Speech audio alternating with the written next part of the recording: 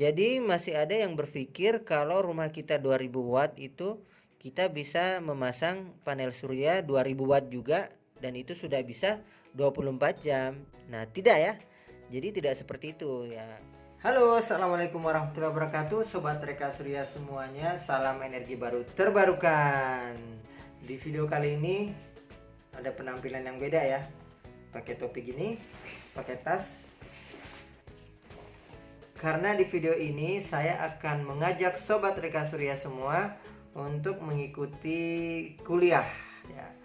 Kuliah energi baru terbarukan. Kita sudah menyiapkan papan tulis dan spidol untuk memberikan materinya. Nonton video ini sampai selesai ya. Oke? Materi kuliah kali ini kita akan membahas tentang cara mendesain PLTS off-grid. Pada sistem PLTS off-grid ada 4 komponen utama yang menyusun sistem PLTS ini ya. Yang pertama yaitu panel suryanya, kemudian solar charge controller, kemudian baterai, dan ada juga inverter ya. Nah, biasanya sih solar charge controller itu ada yang menyatu dengan inverter ya. Jadi dia solar inverter namanya, solar off-grid inverter. Tapi secara fungsi itu ada 4 komponen utama ini ya Sobat Reka Surya. Bagaimana cara menghitung kapasitas masing-masing komponen ini, itu yang akan kita bahas pada video kali ini ya Sobat Reka Surya. Karena itu nonton sampai selesai ya videonya. Oke, kita belajar bersama di video kali ini. Karena PLTS off-grid ini sifatnya independen, jadi dia itu tidak bergantung kepada sumber energi lain, hanya mengandalkan panel surya dan baterai. Jadi kita harus menghitung agar produksi dari PLTS itu lebih besar daripada beban yang dikonsumsi ya. Karena itu kita harus tahu dulu berapa beban yang kita butuhkan untuk menghitung berapa besar PLTS yang harus kita pasang untuk memenuhi kebutuhan beban tersebut ya. Oke, sekarang kita menghitung beban ya. Yang kita perlukan di sini adalah KWH-nya, energinya ya. Ya, kita memerlukan data ini, berapa KWH energi beban yang kita konsumsi setiap hari. Misalnya kita punya TV, anggap 60 watt ya. Kemudian kulkas ya, misalnya 150 watt. Terus apa lagi? Lampu, misal semua lampu itu ada berapa lampu, anggap 5 watt ada 10 lampu, berarti 50 watt ya. Apalagi misalnya colokan dan lain-lain untuk HP, terus untuk peralatan-peralatan lain itu misalnya 50 watt juga ya. Nah ini misalnya beban kita seperti ini, kebutuhan beban kita seperti ini ya. Berarti ini kalau kita jumlah 310 watt ya. Ini masih daya ya. Dayanya 310 watt ya. Nah, sekarang kita cari energinya nih ya. Energinya yaitu berapa lama masing-masing peralatan ini kita operasikan. Jadi misalnya TV kita ingin menyala sehari itu 5 jam ya. Kemudian kulkas ya 24 jam ya. Kemudian apa nih, lampu 12 jam misalnya. Colokan 50 watt ya, anggap juga misalnya 5 jam ya atau 4 jam lah ya. Nah dari sini kita bisa mendapatkan energinya. Ini berarti energinya 60 kali 5 300 WH. Ini 150 kali 24 kalinya 150 kali 24 jam itu 3600 WH ya. Kemudian 60 kali 12 jam berarti 600 WH ya. Kemudian colokan 24 jam 200 WH. Jadi totalnya berapa ya? 300, 300, kemudian 500, tadi 12 ya. 4700 watt hour per hari. Jadi ini adalah kebutuhan energi dari beban kita ya. Jadi ini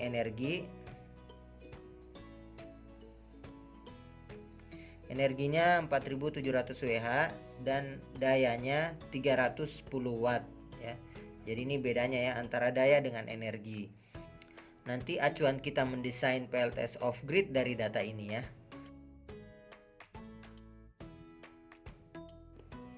Oke, jadi kita tadi sudah mendapatkan beban yaitu 4700 WH ya, konsumsi beban ya. Nah, kita harus mencari produksi energi yang lebih besar dari 4700 WH ini. Jadi PLTS yang kita pasang itu harus bisa memproduksi energi per hari lebih besar dari 4700 WH ini ya. Jadi PLTS yang terpasang itu bisa memproduksi lebih besar dari 4700 WH. Nah, bagaimana cara menghitungnya? Ya. Nah, PLTS ini atau panel surya ini satuannya adalah watt peak ya. Watt peak. Satuannya adalah watt peak. Nah, untuk mencari watt hour-nya itu kita harus mengalihkan dengan jam penyinaran matahari atau biasa diistilahkan equivalent sun hour ya. Watt peak kali equivalent sun hour ya. Nah, watt peak ini ya berdasarkan spesifikasi dari panel surya ya, bisa dilihat di brosurnya berapa watt peak panel surya tersebut. Kemudian equivalent sun hour ini bisa didapatkan dari data NASA ya, dari data Badan Antariksa Amerika sana ya. Nah, tapi kalau secara simpelnya ya, rata-rata di Indonesia itu 3 sampai 5 jam ya. 5 jam. Untuk perhitungan ini kita sederhanakan di perhitungan 3 jam aja ya. Jadi kita anggap yang terendah aja agar aman gitu, produksi energinya itu lebih aman untuk mensuplai beban yang kita butuhkan. Nah, berarti kalau tadi 3 jam berapa watt peak sih panel surya yang kita butuhkan untuk menghasilkan energi sebesar 4700 WH. Nah, berarti ini tinggal dibagi 3 ya. Jadi 4700 dibagi 3. Berapa tuh ya? Coba kita pakai kalkulator. 4700 bagi 3. 1566. Oke, berarti ya kita bulatkan ke bawah aja ya. 1500 watt peak. Nah, jadi ini nih ya. Panel surya yang dibutuhkan itu adalah sebesar 1500 watt peak. Ya. Oke. Ya. Oke, mudah-mudahan sampai sini jelas ya Sobat Reka Surya. Jadi kita menghitung dulu berapa kebutuhan beban kita, konsumsinya dalam watt hour ya, konsumsi energinya. Kemudian kita bagi dengan equivalent sun hour yang kita pilih tadi adalah 3 jam. Jadi menghasilkan perhitungan panel surya yang dibutuhkan sebesar 1500 watt peak. Jadi kalau misalnya pakai yang 100 watt peak, panel suryanya ada 15. Kalau pakai yang 250 watt peak misalnya butuh 6 gitu ya, dan seterusnya. Oke. Nah, oke, jadi kita catat lagi ya tadi ya. Kebutuhan bebannya. Daya bebannya tadi berapa? 310 watt ya. Oke. Kemudian energinya, konsumsi energi 4700 watt. Ya. Nah, kita tadi sudah menghitung panel surya. Itu dayanya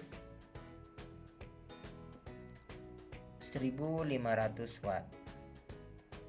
Ya. Nah, sekarang kita ke solar charge controller. Ya. Solar charge controller. Ini panel surya, ini solar charge controller ya. Ini ke baterai. Nah, kemudian dari baterai ke inverter. inverter, kemudian ini baru ke beban ya. Besar solar charge controller itu harus lebih besar atau sama dengan kapasitas panel surya. Jadi solar charge controller ini paling tidak kapasitasnya itu 1500 watt juga ya, 1500 watt ya, minimal tuh 1500 watt. Oke. Nah, biasanya kalau solar charge controller itu satuannya adalah ampere ya, berapa ampere nih, berapa ampere dan berapa volt ya, di sisi baterainya ya, di sisi baterainya. Oke, ini untuk menghitung kapasitasnya dulu ya, kapasitas solar charge controller. Nanti untuk sisi inputnya ada juga tegangannya. Kita lihat berapa tegangan input dari solar charge controller ini, apakah masuk dengan tegangan panel surya. Cuman mungkin itu nanti lebih detail ya. Yang kita ingin cari sekarang berapa kapasitas solar charge controller ini, berapa volt dan berapa ampere ya. Nah, solar charge controller yang kita gunakan itu berapa volt berapa ampere ya, tentunya kita harus tahu dulu nih berapa tegangan baterai yang kita gunakan ya. Untuk 1500 watt peak itu kita sarankan baterainya itu jangan yang 12 volt ya. Jadi mungkin minimal 24 volt atau 48 volt. Kenapa? Karena arusnya akan besar. Kalau tegangan baterai kecil maka arusnya akan besar ya. Misalnya nih kita pakai baterai yang 12 volt ya. Terus panel suryanya 1500 watt peak.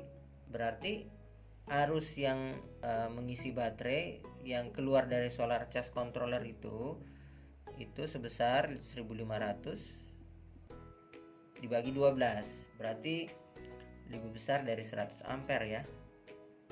Ya, kalau kita memakai sistem tegangan 12 volt nih ya, untuk kapasitas panel surya 1500. Nah, ini kalau arusnya seperti ini 100 ampere ini lumayan nih, akan mahal di kabel ya. Kabelnya harus yang besar. Kemudian mungkin proteksi fuse ya. Fuse-nya juga akan besar ya. Nah, kemudian apa? Lossesnya, kemungkinan lossesnya juga akan besar. Ya. Jadi untuk sistem 1500 watt peak itu ya mungkin sebaiknya menggunakan sistem tegangan 24 volt atau mungkin 48 volt ya. 48 volt. Oke, mungkin kita pilih aja 24 volt ya, 24 volt.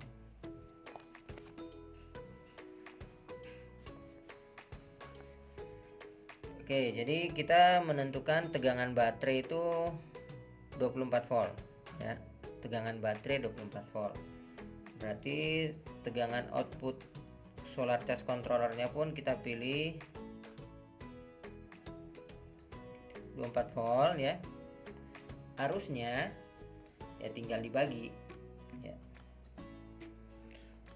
1500 bagi 24. 62,5 ya, 62,5 ampere ya. Itu ya.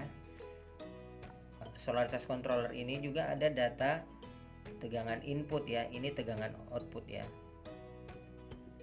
Ini tegangan output ya, ada juga tegangan input. Berapa volt nih tegangan di sisi sini ya. Itu biasanya kalau yang MPPT itu mungkin 150 volt maksimal.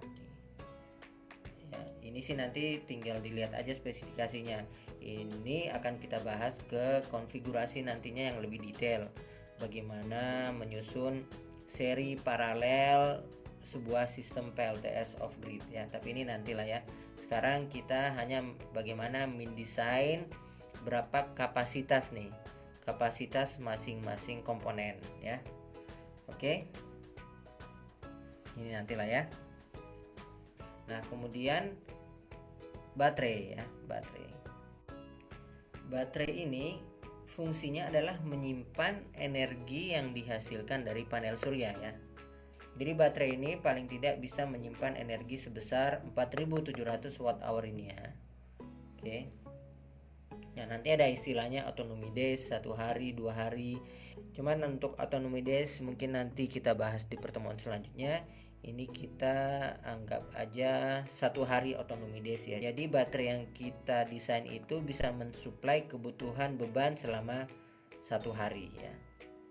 Oke, jadi baterai ini paling tidak memiliki kapasitas 4700 Wh ya.